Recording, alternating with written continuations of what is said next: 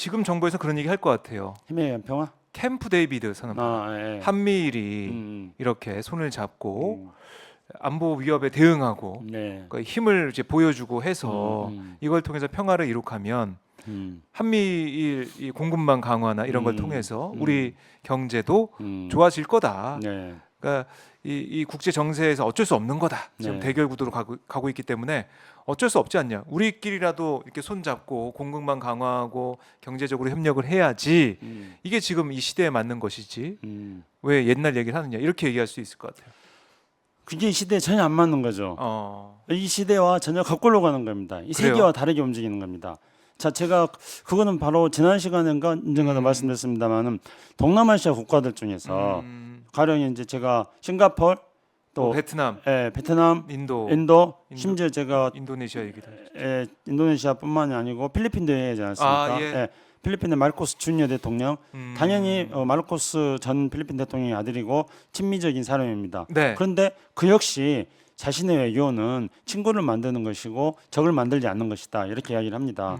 그러니까 그리고 이제 유럽연합은 중국하고 계속 네. 대화하려고 하고 있고 미국도 중국하고 경쟁할 건 경쟁하더라도 또 협력할 건 협력한다. 네. 그래가지고 담을 좁게 높이 쌓는다 이렇게 말하는데 좁게 한다는 것은 몇 가지 핵심적인 어떤 광물이라든가 어떤 첨단 반도체라든가 이런 부분만 어떤 경쟁을 강화시키기 위한 것이다. 그러니까 네. 그런 부분으로 좁힌다는 거고, 그리고 그거에 대해서 확실하게 경쟁을 하고 차단을 한다는 차원에서 담을 높이 쌓는다 이렇게 말하는 겁니다. 그리고 나머지 부분 담을 높이 쌓는 그 밖의 부분에 있어서는 서로 교류하고 협력한다는 거예요. 미국도. 그러니까 세계적인 추세가 네.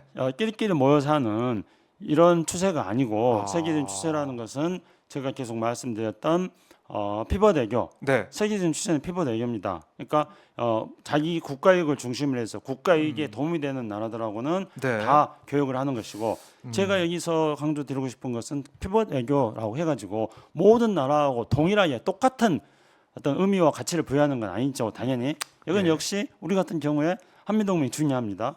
그걸 굉장히 중요하게 삼으면서 또 일본하고는 똑바르게, 또 일본하고 관계를 차단하자는 게 아니라 네. 올바르게 똑바르게 해야 된다는 것이고요. 일본과 당당하게 그렇죠. 해야 된다.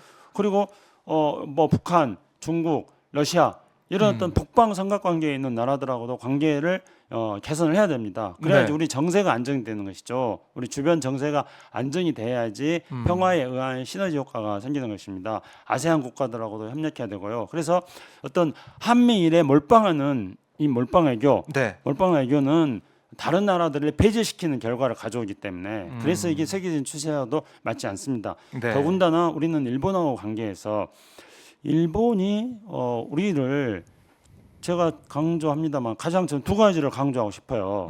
그러니까 일본은 우리를 35년간 식민지 강제 지배를 했을 뿐만 아니고 네. 이 태평양 전쟁에 대한 전후 처리를 이야기하는 샌프란시스코 강화 조약에서 미국은 애초에 한국이 임시정부의 대일 선전포고 그리고 임시정부의 군사조직인 광복군이 영국군과 함께 전투에 참가했고 미국의 OSS와 함께 한반도 상륙작전을 계획을 했고, 이런 네. 이유 때문에 한국이 샌프란시스코 협약의 조약의 서명 당사국으로서, 그러니까 다시 말하면 승전국으로서 그래. 참여할 자격이 있다 이랬습니다. 근데 일본이 그걸 가로막았던 거였어요. 그렇기 때문에 우리는 그런 일본의 35년간의 식민지 강점과 네. 그다음에 식민지 문제를 해결할 수 있는 태평양 전쟁의 전우처를 하는 샌프란시스코 조약에 참가하는 것을 또 가로막히는 이런 어떤 문제가 있는 것입니다. 그래서 이런 문제들 때문에 오늘날 한일 관계가 꼬여 있고, 네. 그렇기 때문에 독도 문제라든가 위안부 문제라든가 뭐 강제징용 문제라든가 이런 문제들이 안 풀리고 있습니다. 그래서 이런 문제들에 대해서 우리가 피해가면 안 된다는 거예요. 이런 문제는 해결하되, 그러나 또 이런 문제와 동시에 우리가 어떤 경제 협력이라든가 민간 교류라든가 이런 것들은 또 미래지 않고 해 나가고, 일본하고 관계도 그렇게 나가고, 그러니까 외교를 이렇게 다차원적으로 해 나가야 된다는 것입니다. 어떤 한미일 삼각관계에만 올인하거나 몰빵하거나 그런 외교는 세계적인 추세도 아닙니다. 그리고 이제 힘에 의한 평화를 이야기했는데요. 제가 힘에 의한 평화에 대해서 조금 정의를 해야겠습니다. 네. 그러니까 문재인 대통령도 힘에 의한 평화를 굉장히 많이 강조했어요.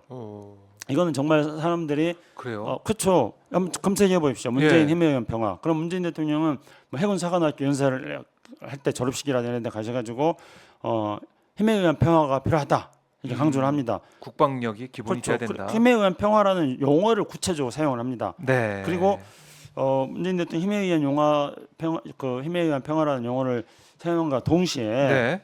그걸 뒷받침하기 위해서 실질적으로 방위비를 대폭적으로 증가합니다. 그래서 우리나라 국방 예산이 50조 원을 넘은 게 그게 문재인 대통령 때였습니다. 아, 그렇군요. 예, 그리고 우리나라 국방비가 과거에 비해서 대폭적으로 증가하고 대한민국의 국방력이 방위산업 수출이라든가 이런 것들이 세계 6위권에 도달하고 이런 어떤 튼튼한 국방을 만들었던 겁니다. 네. 그러니까 이게 바로 힘에 의한 평화입니다. 그런데 지금하고 뭐가 달라요, 그러면? 그렇기 때문에 그것도 예. 제가 잠시 숨을 멈추고 대화를 하려고 하는 순간 지금하고 뭐가 다르냐고 궁금합니다. 엄청난 궁금합니다. 날카로운 질문했습니다. 자, 지금하고 다른 건 이제 두 가지에서 다릅니다. 첫째는 지금은 힘에 의한 평화가 아니라 힘만 쓰는 평화입니다. 아, 힘만 쓰는 예, 평화. 그러니까 힘만 쓰는 평화를 생각해 보십시오. 우리 동물들 생각해 보세요. 예. 힘만 쓰는 동물들 미련해 보이지 않습니까? 네. 미련해 보이는. 근데 네. 이제 예를 들어서 우리가 힘에 의한 평화를 이야기하더라도 영리하게 해야 된다는 거죠. 영리하게. 그렇죠. 이게 지금 이 정부는 힘에 의한 평화를 말로 하지만은 네. 사실상 힘만 쓰는 평화를 하고 있는 것이고요. 힘에 의한 평화를 하기 위해서는 튼튼한 국방을 기초로 하면서 동시에 평화 만들기 작업을 해야 되는 겁니다.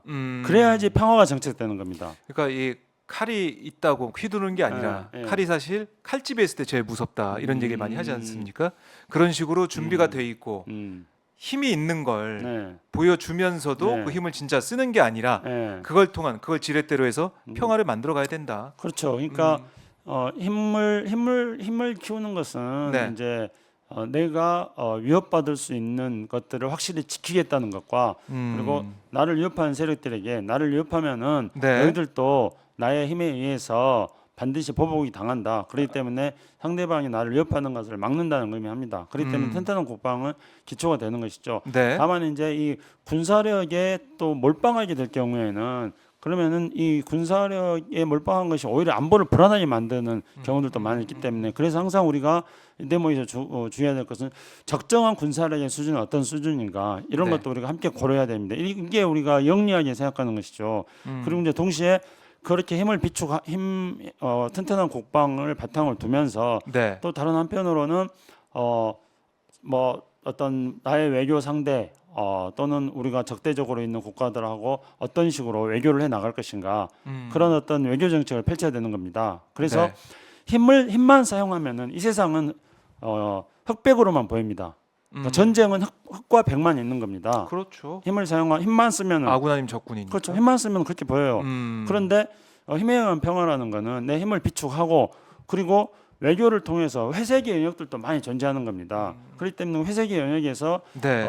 이 세상의 변화라는 거는 변화무쌍하기 때문에 그 회색의 영역에서 나의 이익을 국가의 이익을 어떻게 최대한 많이 얻을 것인가 하는 회색 영역들이 존재하고 이게 바로 외교인 겁니다. 이런 게 바로 어떤 현명한 겁니다. 네. 그러니까 이제 우리가 어떤 정책을 펼칠 때요. 정책에 있어서는 가장 단순하게 강경책과 온건책으로 있습니다. 네. 그런데 그래서 이제 지금 현재 윤석열 정부는 강경책이죠. 강경책을 쓰겠다는 거잖아요. 네. 그러면서 문재인 정부는 온건책만 썼다, 유화책만 썼다 이렇게 비판하지 않습니까?